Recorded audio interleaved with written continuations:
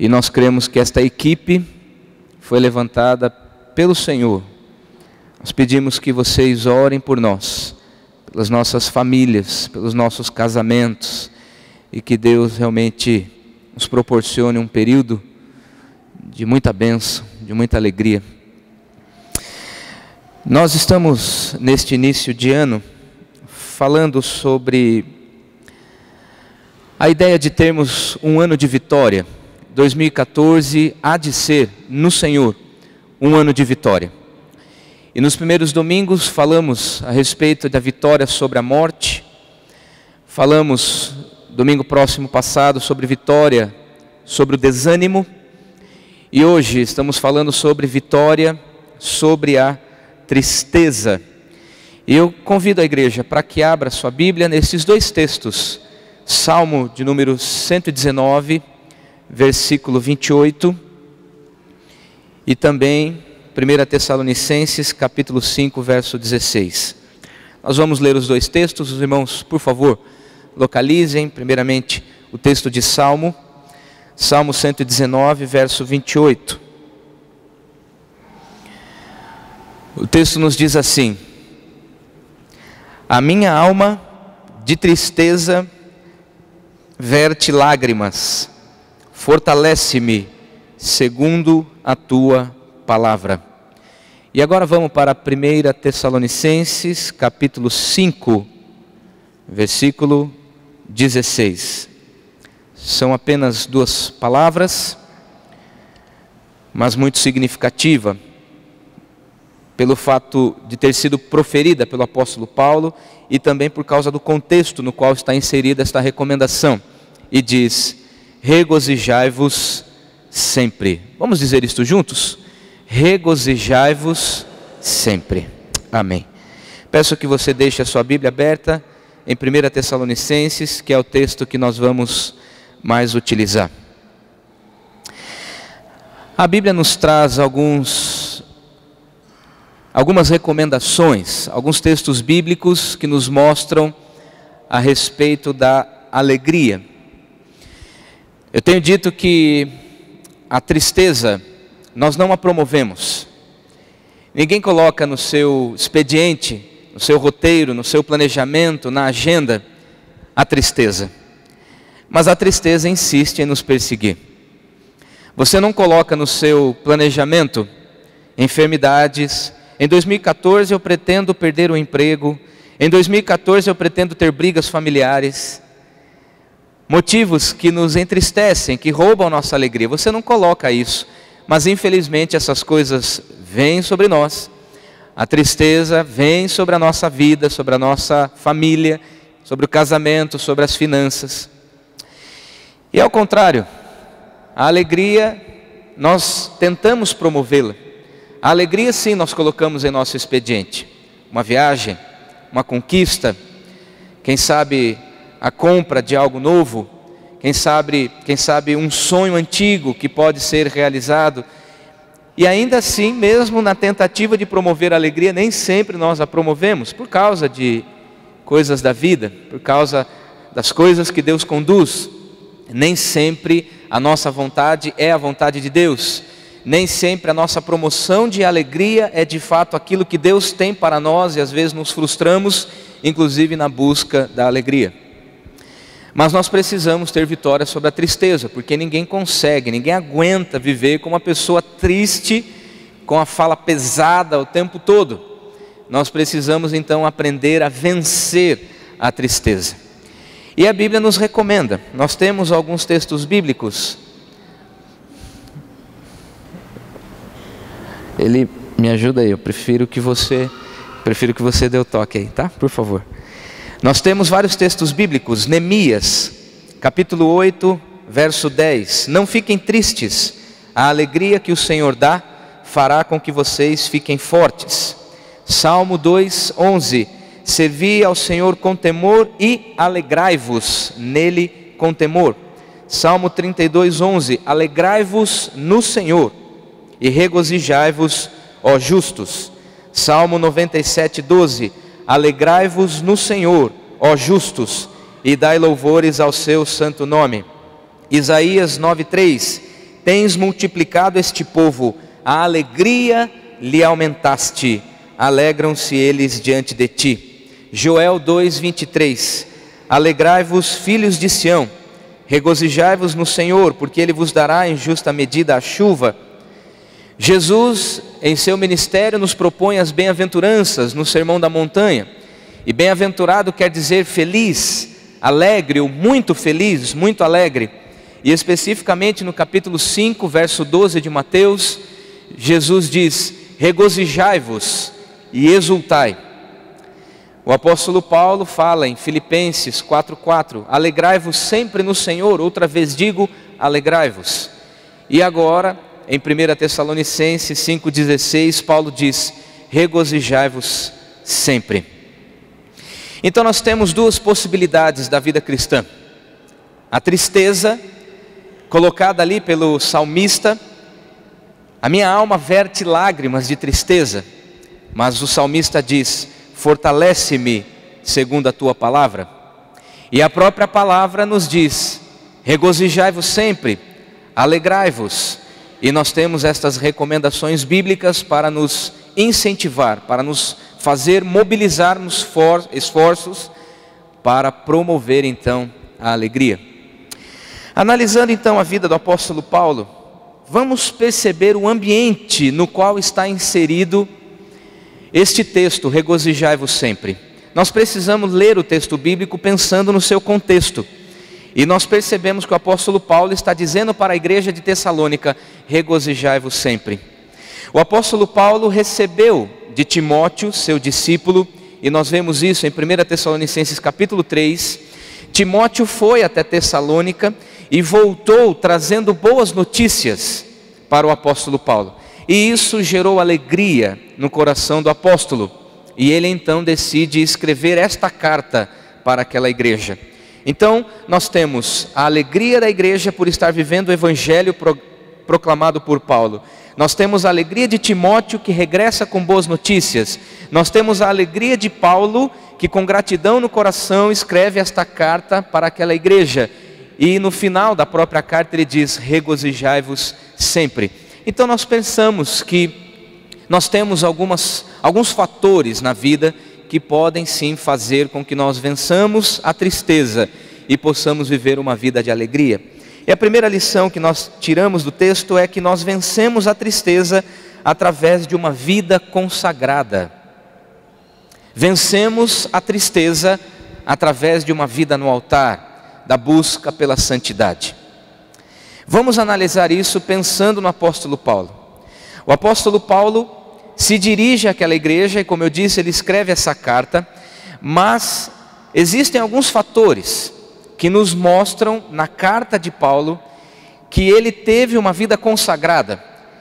E o ingresso da vida do ministério de Paulo naquela igreja fez com que a sua vida consagrada levasse alegria para aquele povo.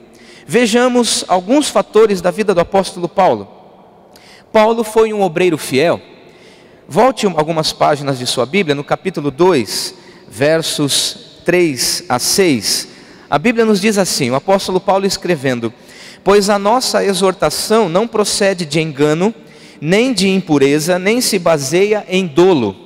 Pelo contrário, visto que fomos aprovados por Deus, a ponto de nos confiar Ele o Evangelho, assim falamos não para que agrademos a homens, e sim a Deus, que prova o nosso coração.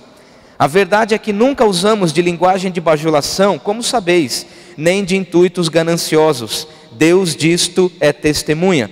Também jamais andamos buscando glória de homens, nem de vós, nem de outros. Paulo foi um mordomo. Paulo serviu aqueles irmãos. Não usou de palavras interesseiras, não usou de interesses gananciosos, nem usou palavras de bajulação, nem procurou glórias de homens, mas ele foi aprovado por Deus e a sua vida foi testemunhada pelas pessoas por causa de seu ministério diante do Senhor. Paulo foi um obreiro fiel, mas Paulo também agiu como uma mãe que acolhe seus filhos. Veja os versos 7 e 8. Embora pudéssemos, como enviados de Cristo, exigir de vós a nossa manutenção, todavia nos tornamos carinhosos entre vós, qual ama que acaricia os próprios filhos. Assim, querendo-vos muito, estávamos prontos a oferecer-vos não somente o Evangelho de Deus, mas igualmente a própria vida, por isso que vos tornastes muito amados de nós. Paulo cuidou das pessoas com amor abnegado. Paulo utiliza aqui a expressão, a figura de uma ama. A ama tem como característica o cuidado do filho alheio. Mas aqui Paulo utiliza a figura de uma ama que cuida do seu próprio filho, ou seja, ele está se colocando como uma mãe que cuida ao quadrado de seus filhos. Paulo poderia até exigir alguns benefícios por estar trabalhando naquela comunidade. Pelo contrário, Paulo oferece a sua vida e trata com ternura, trata com carinho, cuida daquelas pessoas como uma mãe cuidando dos seus próprios filhos. Você já parou para pensar que a alegria, ela está também no cuidado? Nós vencemos a tristeza quando nos dispomos a agir com ternura com as pessoas. Paulo agiu como um obreiro fiel, Paulo agiu como uma mãe acolhedora, mas Paulo também foi um pai exemplar. Veja os versos 9 a 12. Porque vos recordais, irmãos, do nosso labor e fadiga, e de como noite e dia labutando, para não vivermos à custa de nenhum de vós, vos proclamamos o Evangelho de Deus. Vós e Deus sois testemunhas do modo porque piedosa, justa e irrepreensivelmente procedemos em relação a vós outros que credes. E sabeis ainda de que maneira, como pai a seus filhos, a cada um de vós, exortamos, consolamos e admoestamos para viverdes por modo digno de Deus, que vos chama para o seu reino e glória, como pai a seus filhos. Paulo agiu trabalhando de forma intensa e constante, viveu de forma justa, piedosa e irrepreensível, exortando, cuidando, admoestando para viverdes de modo digno de Deus, consolando. Paulo foi um pai exemplar. A alegria está também quando nós cuidamos das pessoas no intuito de exortar, consolar, admoestar, para que o Evangelho seja preservado, para que as pessoas vivam de modo digno de Deus. Vencemos a tristeza através de uma vida no altar, uma vida consagrada, trabalhando em favor das pessoas. Aprendemos também que vencemos a tristeza quando a alegria é coletiva. Há uma canção do Tom Jobim chamada Wave, vou te contar, né? E é uma frase muito interessante que ele escreve: é impossível ser feliz sozinho. E enquanto eu estava estudando, enquanto eu estava preparando esse estudo, me veio à mente essa frase. E eu fiquei pensando, será que o autor da música popular brasileira tem realmente razão? Será que é impossível ser feliz sozinho? De acordo com a Bíblia, eu creio que sim, é impossível ser feliz sozinho. Ou seja, a alegria está na união. Salmo de número 133. Ó, como é bom e como é agradável que os irmãos vivam em união. Ali Deus ordena a sua bênção e vida para sempre. É na comunhão, é na fraternidade, é na unidade, é na amizade que Deus determina a sua bênção, vida para sempre. Às vezes eu fico pensando que nós procuramos a alegria, e muitas vezes a nossa alegria é em detrimento da tristeza do próximo. Às vezes nós somos levados a ser felizes quando outros estão tristes. Somos levados a ser felizes quando os outros perdem. Por exemplo, numa discussão conjugal, o marido fica feliz porque ganhou a discussão, mas há ali a tristeza de sua esposa. Essa alegria não é válida. Alegria porque você foi ouvido, alegria porque as pessoas te obedeceram, alegria porque você conquistou o seu sonho. Mas será que isso também está gerando alegria para outras pessoas? A alegria está no momento onde você está proporcionando alegria. Vencer a tristeza significa proporcionar alegria ao próximo. E nós vemos inclusive isso na vida do apóstolo Paulo. 1 Tessalonicenses capítulo 1, versos 8 e 9, diz assim: porque de vós repercutiu a palavra do Senhor, não só na Macedônia e Acaia, mas também por toda parte se divulgou a vossa fé para com Deus, a tal ponto de não termos necessidade de acrescentar coisa alguma, pois eles mesmos, no tocante a nós, proclamam que repercussão teve o nosso ingresso no vosso meio, e como, deixando os ídolos, vos convertestes a Deus, para servirdes o Deus vivo e verdadeiro. O apóstolo Paulo está dizendo que toda a região, Macedônia e Acaia, conhece que a igreja de Tessalônica foi abençoada por causa do ingresso de Paulo naquela comunidade. Paulo proporcionou alegria para si mesmo ao trabalhar com aquela comunidade. Paulo proporcionou alegria para a comunidade pelo trabalho desprendido. A igreja ficou feliz e devolveu alegria. A alegria está no conjunto, queridos. Nós precisamos aprender a ser felizes juntos. Nós precisamos aprender a promover a alegria um do outro. Precisamos perceber, Romanos capítulo 12, verso 15, o próprio apóstolo Paulo diz: alegrai-vos com os que se alegram, chorai com os que choram. Deixa eu te fazer uma pergunta, olhe bem nos meus olhos, por gentileza. Quem são as pessoas que se alegram quando você está alegre? Quem são as pessoas que te fazem feliz quando elas estão alegres? Quem são as pessoas que choram com você? Aliás, existem pessoas que são especialistas em chorar uns com os outros, porque a vida não passa de um lamento. Ah, a sua está assim, a minha também. Existem pessoas que quando você vai compartilhar um problema, você diz: tive uma dificuldade, tive uma luta, minha vida está difícil. E a outra pessoa diz: ah, você não sabe como está a minha. Ah, então esquece a minha, vamos falar da sua. Pessoas que não se preocupam com o bem-estar, pessoas que não se preocupam com o estado de espírito do próximo. Maridos, vocês conseguem captar os sentimentos da tua esposa? Esposas, vocês conseguem capturar o sentimento que vai no coração do teu marido? Pais, vocês estão se alegrando com os filhos, chorando com eles? A alegria está na comunhão, a alegria está na unidade. Nós vencemos a tristeza. E aqui nós não estamos dizendo que nós estamos anulando a tristeza, ou determinando que em 2014 não haja tristeza. Nós não estamos fazendo isso.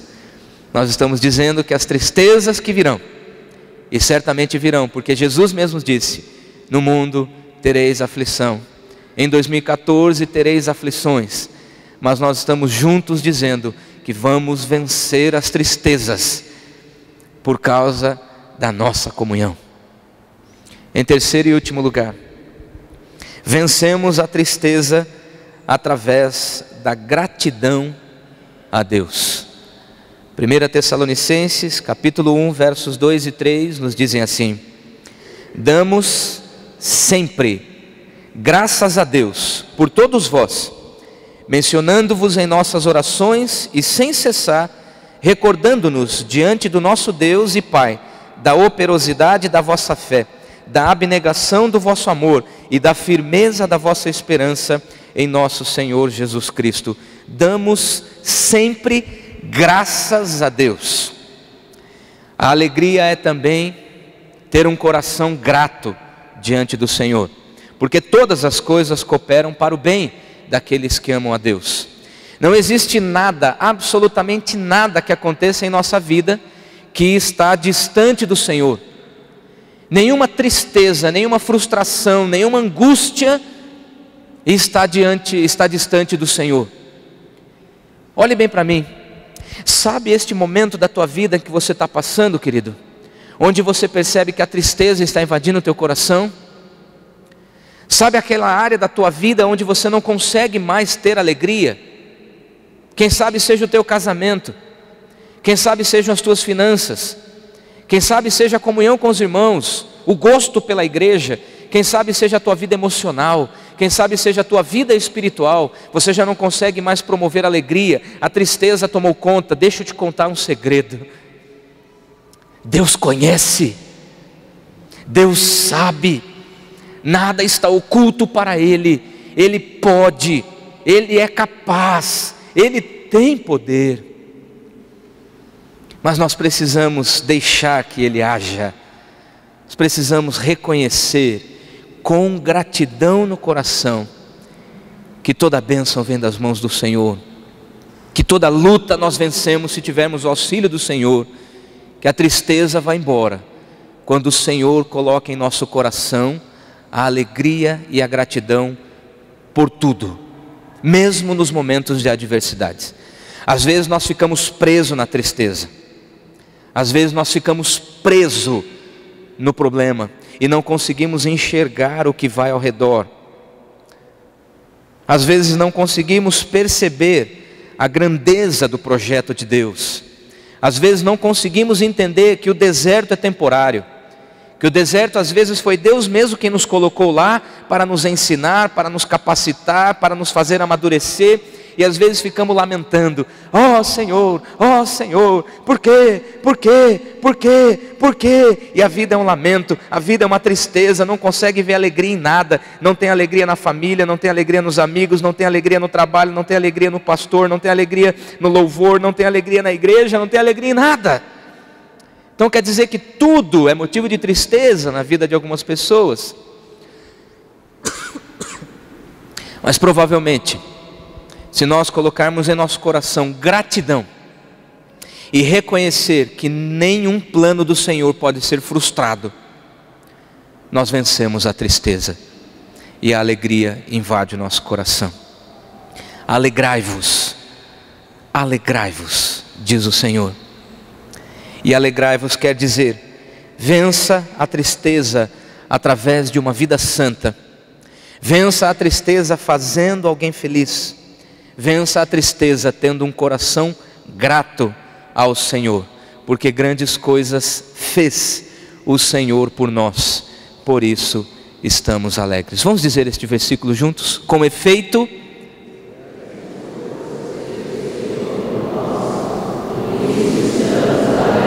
diga isso agora para quem está ao seu redor, se você puder. Com efeito, grandes coisas fez o Senhor por nós, por isso estamos alegres.